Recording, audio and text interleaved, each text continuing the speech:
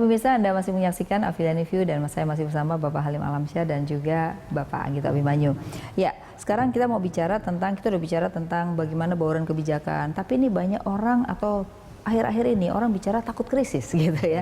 Jadi orang selalu membandingkan krisis 98, krisis 2008. Nah, ini bisa jadi siklus 7 tahunan terjadi 2015 gitu ya, atau 2016. Nah, Pak Halim, mungkin saya tanya pada Pak Halim dulu. Sebenarnya kalau kita melihat apa sih sebenarnya ciri-ciri krisis yang didefinisikan secara jelas, bukan definisi yang kalau sudah kejadian krisis gitu. Silakan Pak Halim. Iya, saya kira sebetulnya kalau dalam konteks teori atau textbook di bidang krisis itu kita cuma mengenal 2 krisis. Krisis nilai tukar dan krisis perbankan. Betul. Nah, ini sekarang kadang kita suka melihat ada keterkaitan tentu. Ketika krisis keuangan nilai tukar ini terjadi, biasanya perbankannya kena. Nah, sekarang di Indonesia, kalau krisis perbankannya, saya yakin dengan stres test yang sudah kita lakukan berkali-kali ya, dengan skenario yang terburuk sekalipun, kekuatan sektor perbankan kita terjaga. Ini saya kira bisa dilihat sejak era 2003 ke sini tuh jauh lebih baik ya dibandingkan 98. Nah, sekarang kita ngomong krisis nilai tukarnya. Nah, krisis nilai tukar kita tidak menganut sebetulnya sistem nilai tukar tetap lagi. Iya, betul. Nilai tukar kita sekarang fleksibel, cukup fleksibel untuk mengakomodate shocks atau goncangan dari luar maupun dari dalam. Nah, yang sekarang terjadi ya memang inilah bagian dari sistem nilai tukar kita. Ketika ada pengaruh dari luar negeri terutama yang tidak begitu baik, dan itu terkena kita. Iya, salah satunya kita kena ya. Betul. Tapi juga ada yang lebih parah ya, misalnya kayak Rusia dan negara-negara lain juga lumayan besar gitu dibandingkan kita gitu. Nah, jadi kalau Indonesia misalnya orang takut ini bisa ke 15.000, bisa ke 16.000, kita masuk krisis. Nah, jadi kadang-kadang orang takut rupiah itu akan melemah dan masuk krisis gitu. Gimana Mas Anggito melihatnya? Saya kira pertama kalau ada definisi rule of thumb lah, kalau 2 kuartal itu mengalami negatif growth itu baru krisis. Indonesia kan jauh dari situ. Kemudian sektor keuangan kita kan cukup stabil. Volatilitas nilai tukar juga tidak pernah mencapai lebih dari 5% dalam satu kurun waktu tertentu. Jadi saya kira enggak begitu. Ciri-ciri krisis itu nggak masuk gitu lah. Iya, enggak masuk. Dan kita kalau kita lihat apa namanya perbankan kita CAR-nya 20%, NPL-nya 2%. Stress test itu menunjukkan kalau 3 sampai berapa 15.000 masih cukup aman. Jadi sebetulnya jauh dari krisis itu. Dan ekonomi kita masih tumbuh 5% minimal toh. Jadi kemampuan cadangan devisa kita untuk menstabilkan rupiah juga cukup 6,7 bulan import dan debt atau short term debt gitu sebenarnya tidak ada kekhawatiran. Arah ke sana itu nggak perlu ketakutan ya. Nggak ada dan apa namanya saya kira kita punya resources base yang cukup memadai. Apalagi kalau BI mau mentargetkan current account defisitnya 2,5% PDB itu cukup sehat lah untuk kurs kita supaya cukup stabil gitu. Ini jauh lah kita. Apalagi kalau dilihat dari sisi bonds kita, dari sisi CDS kita juga turun, risiko berbisnis juga turun. Memang sekarang ini seluruh dunia mengalami konsolidasi lah. Nah, kalau kita lihat beberapa negara ketika India Perdana Menterinya ganti itu pertumbuhan ekonominya langsung berubah. Tadinya di bawah kita bisa di atas kita misalnya gitu. Nah, Jepang juga gitu, ada kebijakan yang salah, recovery-nya itu lebih cepat begitu ya. Nah, kita ini kan bagaimana sih mekanisme agar ada kebijakan ketika kita turun itu dipercepat gitu. Nah, Pak Halim gimana nih? Apa yang harus dilakukan sih kalau supaya ada perubahan yang cepat seperti kita kayak India dan negara-negara lain? Iya, saya kira kita sudah berhasil menjaga stabilitas ekonomi kita. Dari sisi moneter, dari sisi perbankan, nilai tukar ada gejolak. Tapi sebetulnya tadi Pak Anggito juga mengatakan beberapa indikator yang sifatnya makro itu menunjukkan kita dalam posisi yang bagus. Nah, tinggal masalahnya ternyata dari sisi fiskalnya.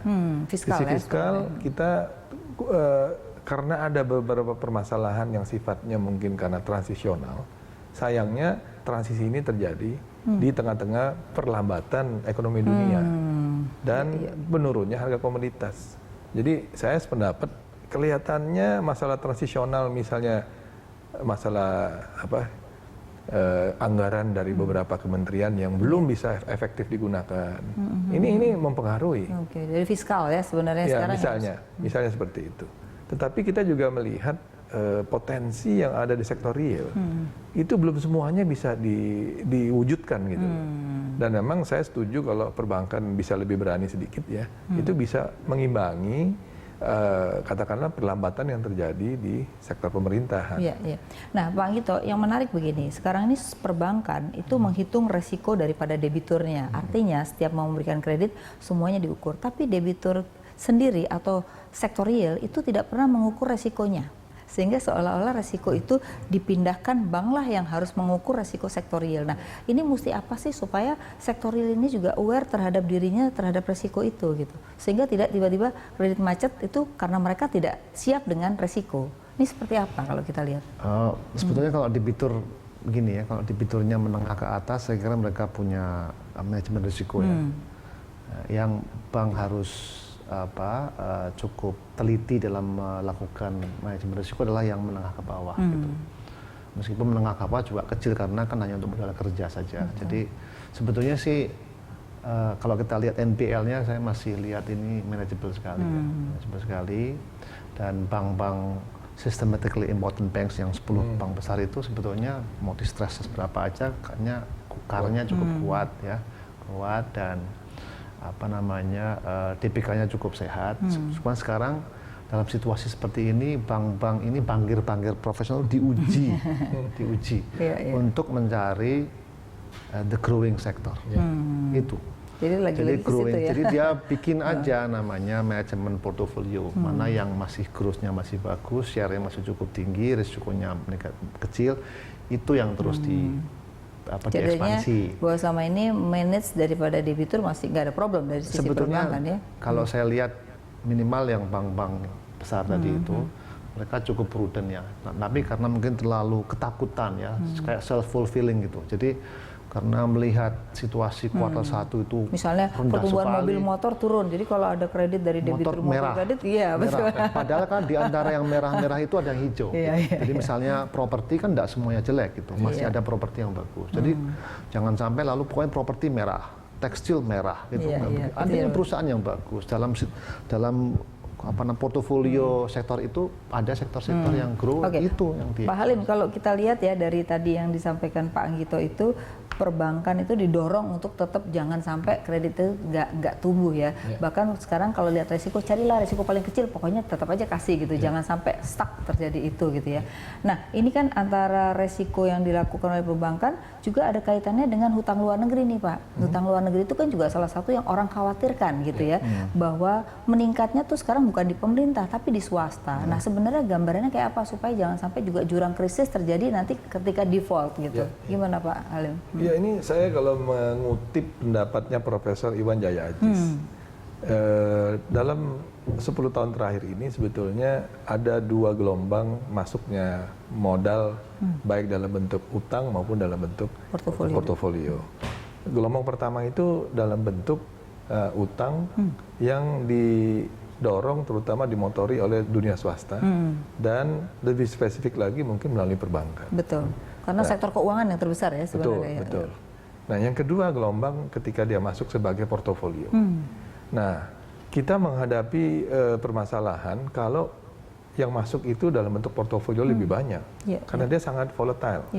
Dia akan mengganggu kestabilan di sektor moneter kita dan bahkan juga mengganggu sektor realnya nantinya. Betul. Nah, sementara hutang ini kita tahu kebanyakan hutang yang dia diambil oleh sektor swasta kita itu jangkanya menengah panjang sebetulnya. Hanya sayangnya dengan kondisi yang bergejolak gini, ada saja itu yang harus membayar dalam tempo sesuai dengan pendeknya. Kan? Rata-rata 8 bulan kalau tidak salah sekarang ya. Nah, itu. Jadi baru cuma 1/3 dari total hutang swasta itu yang di hedge. Oleh karena itu Bank Indonesia mendorong sekarang. Ada peraturan baru ya? Baru. Jadi dalam tempo 6 bulan sebelum dia harus membayar, dia sudah harus menghitung ketentuan 25% dari dari yang harus dia bayar itu harus di hedge. Setelah itu sampai dalam beberapa bulan sebelum mencapai waktunya, dia sudah harus menyediakan dananya. Ini yang namanya rasio likuiditas. Betul. Jadi itu dari sisi itu sudah aman dong ya sebenarnya, bahwa dengan aturan BI yang baru artinya perusahaan-perusahaan itu harus melakukan berbagai cara agar mengamankan mereka sendiri gitu ya. Salah satunya dengan hedging tadi. Sebetulnya dalam 2 tahun terakhir ini dunia swasta kita tuh sudah melakukan self correction. Kalau dilihat pertumbuhan hutangnya sudah tidak secepat dulu lagi. Antara lain mungkin karena pengaruh dari nilai tukar kita yang lebih melemah, sehingga begitu dia hitung paritinya ternyata udah nggak masuk ini, kayak gitu. Jadi dia juga mengurangi. Oke. Nah nanti di segmen terakhir, segmen 4 kita akan bahas mengenai, kan orang pada bilang sebentar lagi kalau misalnya terjadi reversal dana asing di kita kan kira-kira 700 triliun ya, portofolio cukup besar gitu. Nah kalau keluar, apa sih yang sudah dipersiapkan oleh pemerintah, Bank Indonesia, OJK, karena JPSK kita belum ada, jaring pengaman sektor keuangan. Nah apa yang harus dilakukan supaya tadi mengantisipasi krisis? Tapi kita harus break lagi. Ya pemirsa, jangan kemana-mana, tetap di Afiliani View.